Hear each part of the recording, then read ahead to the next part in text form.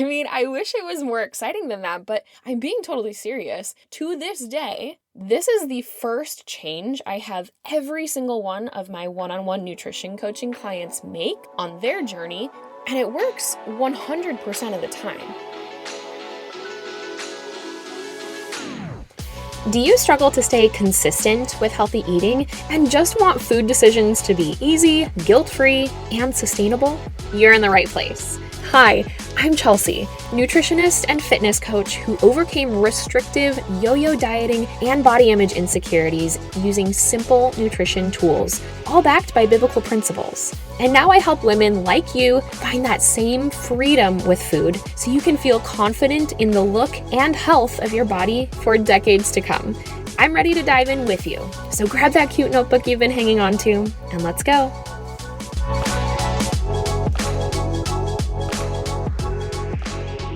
This is the podcast I have been waiting for.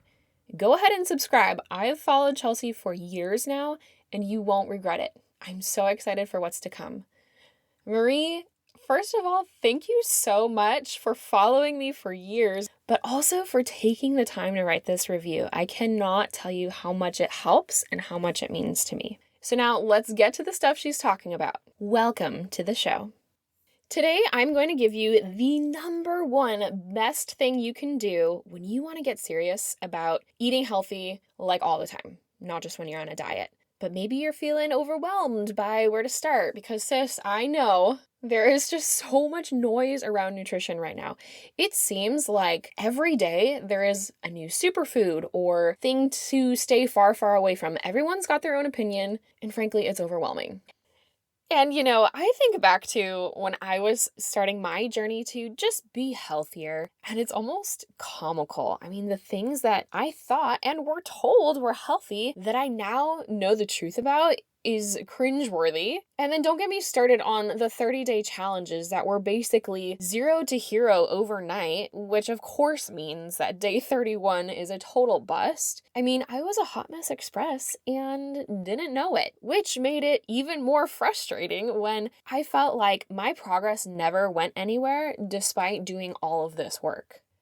So fast forward several years in my own journey, and then another several years of coaching other people on their journey, I can say with full confidence that this thing I'm about to tell you is by far the simplest, most effective first step you can take when thinking about eating healthy consistently. Are you ready for it? It's pretty wild. It's this. Include at least one vegetable every time you eat. Whether it's a meal, a snack, even at breakfast, make sure you have a minimum of one vegetable on your plate. That's it. I mean, I wish it was more exciting than that, but I'm being totally serious. To this day, this is the first change I have every single one of my one-on-one nutrition coaching clients make on their journey, and it works 100% of the time. Now, anytime you're on a health and fitness journey, it's one thing to be told exactly what to do. That can be nice. But I think when you actually understand the why you're doing it and why it works, that's what makes it last. That's what makes it sustainable and makes it sticky. Okay, so I want to give you the 5 reasons why including one vegetable every time you eat is so effective. Starting with number 1, because most of us tend to do better with adding in good versus taking out bad, especially when our whole lives we have been told all of the bad things that we have to cut out. This becomes a really refreshing perspective with food. That simple mindset shift, instead of focusing on the bad that we've eaten, and a lot of times then we relate that to being bad ourselves, we're focusing on adding in the good, all of the benefits, all of the nutrients that we're adding in. It doesn't feel as restrictive that way either. The second reason that this is so effective is, for all of my selective palate friends, as I like to call it, slowly incorporating vegetables into meals that you already like, even if it's takeout, fast food, or mama's deep fried chicken, okay, it actually starts to change our gut and brain chemistry. We can literally change our palate to desire more vegetables simply by including more of them. I have witnessed this time and time again in my years of coaching, and it never gets old. In fact, I had one client who her entire life, she had a strong disdain for green beans. And after a few weeks of practicing this, she decided kind of on a whim to just try green beans again, even though she's hated them for 25 years. And she came back to me so excited. Chelsea, I actually like green beans now. It's a miracle. And she eats them all the time. Okay. It's so cool. So just know it's possible to learn to like vegetables more if you don't already. Number 3, this works because it makes you think twice before grabbing an impulse bite. Okay, especially when we're snacking. Think about those drive-by fridge raids where you're bored or stressed out and you need something to munch on.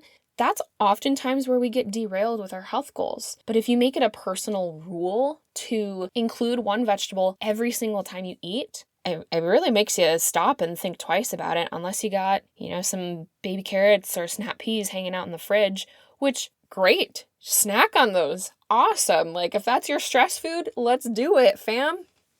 The 4th reason that including at least one vegetable every time you eat is so effective is because it's just so dang simple and almost elementary that once it becomes a habit, it actually feels wrong to not include vegetables somehow in your meals, like something is missing.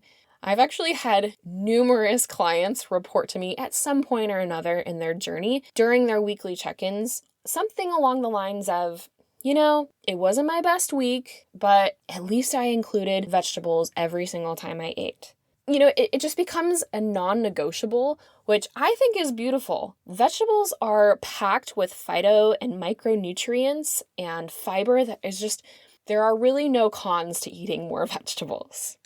And the 5th reason that this is so effective, and this is really for my carnivore curious people, if we look at what the Bible says about nutrition, in Genesis chapter 1, verses 29 through 30, immediately after creating man, it says, "Then God said, 'Look, I have given you every seed-bearing plant throughout the earth and all the fruit trees for your food.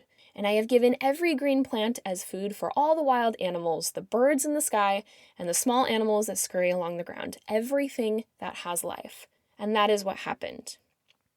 Listen, we humans started as vegetarians. Biologically, we are designed to eat plants, and lots of them. It actually wasn't until after the flood in Genesis chapter 9, verses 1 through 3, where it says, "Then God blessed Noah and his sons and told them, 'Be fruitful and multiply, fill the earth. All the animals of the earth, all the birds of the sky, all the small animals that scurry along the ground, and all the fish in the sea will look on you with fear and terror. I have placed them in your power. I have given them to you for food, just as I have given you grain and vegetables."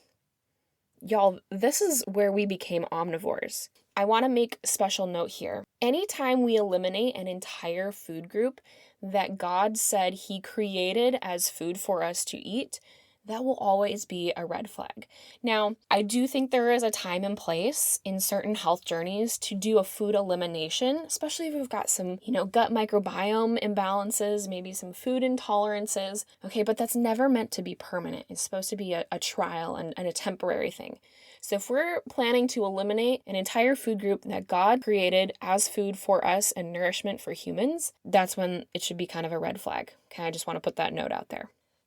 So, whether you are just starting out on your health journey, or maybe you're starting it again for the umpteenth time and just want it to finally stick, or maybe you just want to tighten up some loose ends with your nutrition, here is your homework for this week. I challenge you to make sure you include a minimum of one vegetable every time you eat. If you're going out to eat, get that side salad or steamed veggie dish. If you're cooking at home, make sure you add them to your grocery list. In fact, one of the best things you can do is take 5 minutes and write an exhaustive list of every vegetable you can think of that you like or at least moderately tolerate. And then keep that list handy so that you don't get burnt out on baby carrots and spinach. I don't know why those are the 2 things that people gravitate to most often, but we do want to eventually include some variety, especially if you're eating vegetables every meal. And then see how you feel at the end of the week after getting all those good phytonutrients, micronutrients. I think you'll be surprised. And that is it for today. Keep it super simple, my friend. I promise it works so much better than some elaborate plan with your diet. I pray this episode was helpful to you, my friend. If so, could you do me a massive favor and take 30 seconds to write a review? This is the best way to bless me big and help more people learn just how simple eating healthy consistently can be.